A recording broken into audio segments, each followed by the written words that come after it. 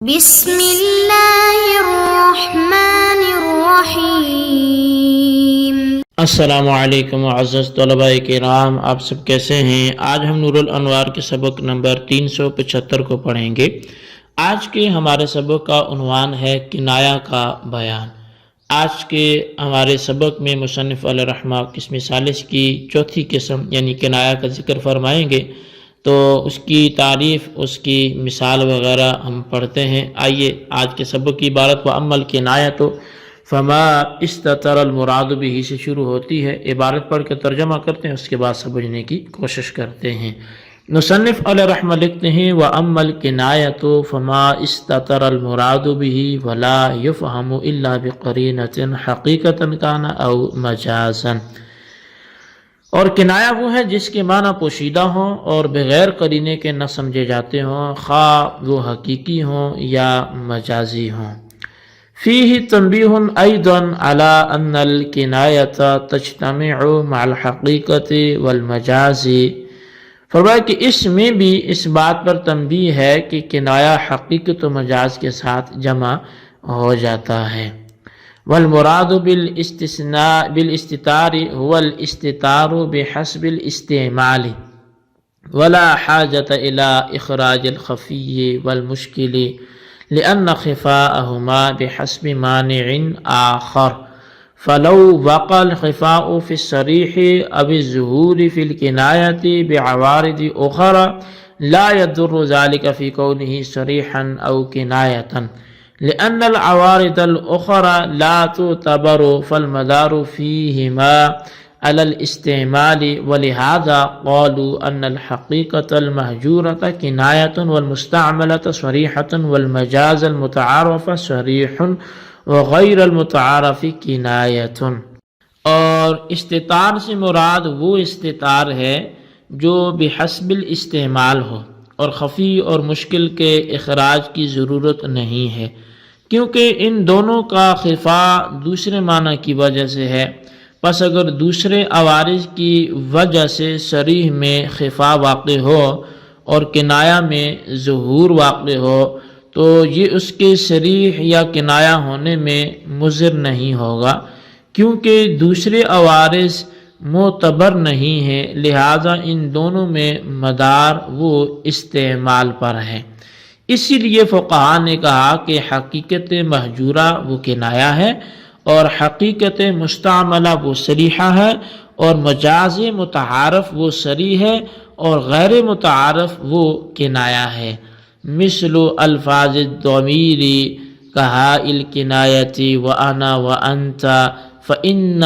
كُلَّهَا وُضِعَتْ لِيَسْتَعْمِلَهَا الْمُتَكَلِّمُ عَلَى طَرِيقِ الْإِسْتِتَارِ وَالْخِفَاءِ، وَكَوْنُهُ أَعْرَفَ الْمَعَارِفِ عِنْدَ النَّحْوِيِّينَ لَا يَضُرُّ بِكَوْنِهِ كِنَايَةً لِأَنَّ ذَلِكَ شَيْءٌ آخَرُ، وَلِهَذَا أَنْكَرَ رسول الله على من دق بابه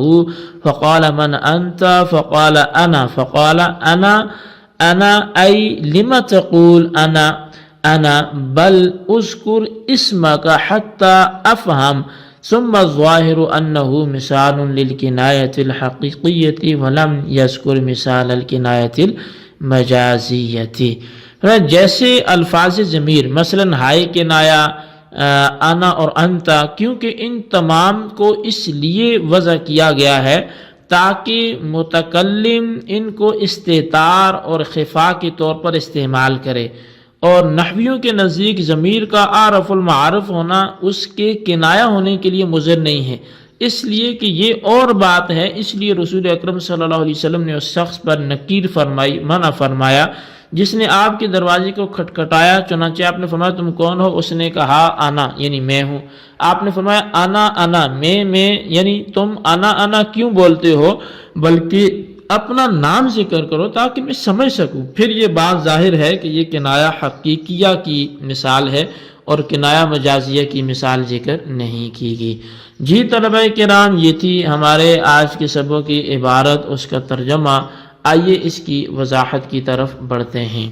تقسیم ثالث کی چوتھی قسم کنایہ ہے۔ کنایہ وہ لفظ ہے جس کی مراد پوشیدہ ہو، اور یہی اس کی تعریف ہے۔ یعنی وہ لفظ جس کی مراد پوشیدہ ہو اور بغیر قرینے کے مفہوم نہ ہوتی ہو، خواہ وہ کنایہ حقیقتاً ہو یا مجازاً ہو۔ اب شارح فرماتے ہیں کہ مصنف نے حقیقتاً کانا او مجازاً سے اس بات پر تنبیہ فرمائی ہے کہ کنایہ حقیقت کے ساتھ بھی جمع ہو سکتا ہے اور مجاز کے ساتھ بھی جمع ہو سکتا ہے۔ اور والمراد بالاستتار سے اصل میں ایک سوال کا جواب دینا مقصود ہے، اور وہ سوال یہ ہے کہ خفی، مشکل، مجمل اور متشابہ میں بھی چونکہ مراد پوشیدہ ہوتی ہے تو اس لیے یہ سب کنایہ کی تعریف میں داخل ہو جائیں گے، اور کنایہ کی تعریف جو ہے وہ دخول غیر سے مانے نہیں رہے گی۔ تو پس کنایہ کی تعریف کو دخول غیر سے مانے کرنے کے لیے ایسی قید ذکر کرنی چاہیے تھی جس کے ذریعے خفی وغیرہ کنایہ کی تعریف سے خارج ہو جاتی، یعنی جس طرح صریح کی تعریف میں اعتراض ہوا کہ وہاں ظہور ہے، اور ظہور تو ظاہر نصب مفسر محکم میں بھی ہوتا ہے، تو لہٰذا وہاں جو اعتراض ہوا وہ یہاں پر ہے، لیکن جیسے وہاں جہتوں کے انداز سے فرق آیا تھا وہی یہاں پر بھی ہوگا۔ تو یہاں بھی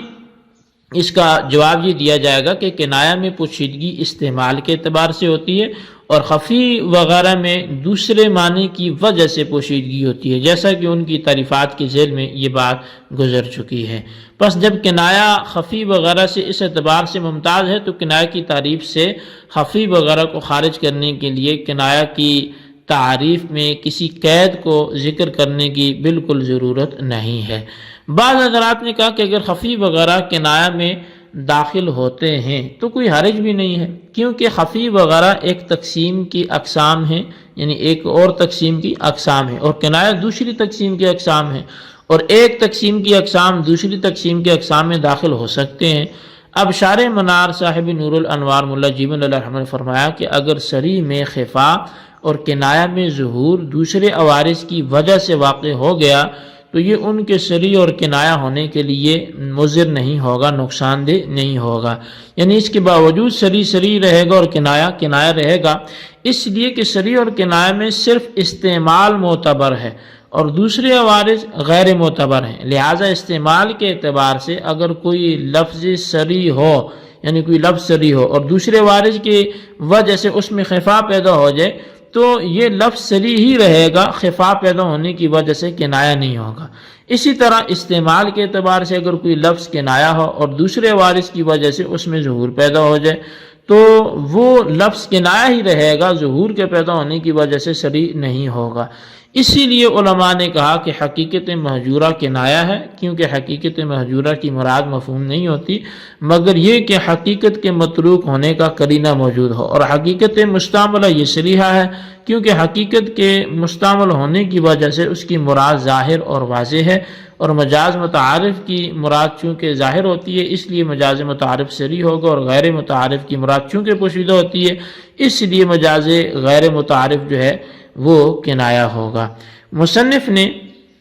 کنایہ کی مثال میں الفاظ ضمیر کا ذکر کیا ہے۔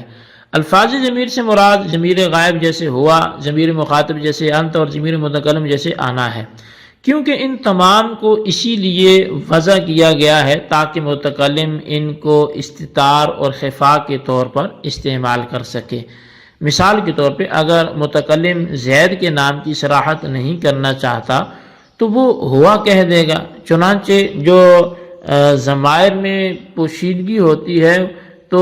وہ ضمائر میں مراد جو ہے وہ چونکہ پوشیدہ ہوتی ہے تو لہٰذا وہ ہوا کہہ کے بات کو ٹال سکتا ہے۔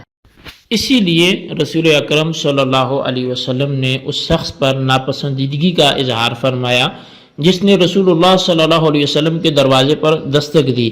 پھر جب آپ نے پوچھا کہ تم کون ہو تو اس نے کہا انا، اللہ کے رسول صلی اللہ علیہ وسلم میں ہوں۔ اب آپ نے ناراضی کے لہجے میں فرمایا کہ انا یعنی انا کیا لگا رکھا ہے، تم کو اپنا نام ذکر کرنا چاہیے تاکہ میں سمجھ سکوں کہ آنے والا کون ہے۔ اس سے بھی معلوم ہوا کہ ضمائر کی مراد پوشیدہ ہوتی ہے، لیکن یہاں ایک اعتراض ہوگا اور وہ یہ کہ نحویوں کے نزدیک ضمیر جو ہے وہ اعرف المعارف ہے، یعنی ضمیر میں سب سے زیادہ تعریف ہوتی ہے۔ جب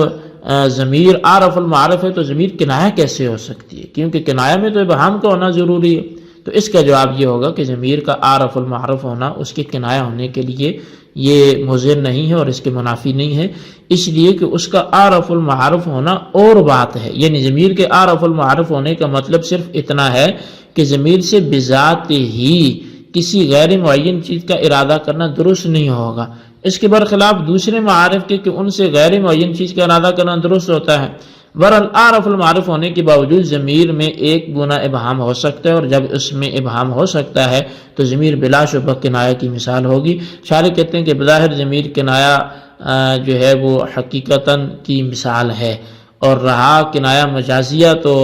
اس کو اگرچہ مصنف نے ذکر نہیں کیا، لیکن ہر مجاز غیر متعارف کنایہ مجازیہ کی مثال واقع ہوگا۔ جی طلبہ کرام، یہ تھی ہمارے آج کے سبق کی عبارت، ترجمہ، اس کی وضاحت، اس کو اچھی طرح سمجھیں، اس کے خلاصے کو تحریر کریں، بالخصوص ان سوالات کے جوابات دیں۔ سوال نمبر 1 یہ کنایہ کی تعریف اور مثال تحریر کریں، اور سوال نمبر 2 یہ ہے کہ ضمیر کنایہ کی مثال کیسے ہو سکتی ہے جبکہ یہ نحویوں کے ہاں عارف المعارف ہے، اس کی وجہ بھی تحریر کریں۔ اللہ تبارک و تعالیٰ سے دعا ہے جو کچھ ہم نے پڑھا سنوں سے یاد رکھنے کی توفیق نصیب فرمائے، آمین بجاہ النبی الامین صلی اللہ علیہ وسلم۔